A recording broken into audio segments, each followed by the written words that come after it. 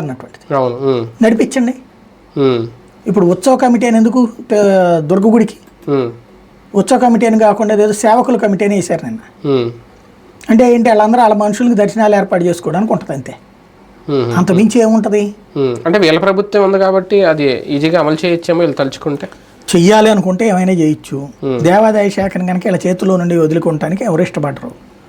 అదొక లడ్డు లాంటిది, చేతిలో ఫుల్ ఇన్కమ్ సోర్స్ అది, అందుకని వదులుకోరు. అంటే మొత్తం హిందూ వ్యవస్థనే లేదంటే దేవాదాయ శాఖను ఒక ప్రైవేట్ గా మార్చాలన్నా, అంటే స్వతంత్రంగా సనాతన బోర్డును పెట్టి వాళ్ళ ద్వారా అమలు చేయాలని మంచి ఆలోచన.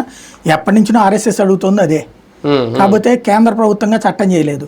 పోనీ ఈవెన్ బీజేపీ పాలిత రాష్ట్రాలు కూడా చేయట్లేదు. అది ఎందుకు వచ్చిందంటే దాంట్లో సమస్య ఉంటుంది. ఇప్పుడు ఎక్కడ ఎందుకో సాయిబాబా కూడా ఉంటుంది, ఓ ఏరియాకి సంబంధించినటువంటి వాసవి సత్రం ఇట్లాంటివి ఉంటాయి, బ్రాహ్మణ సత్రం, అందులో 2-3 గ్రూపులే కొట్టుకుంటుంటారు, మళ్ళీ రాజకీయ నాయకులు దూరుతుంటారు.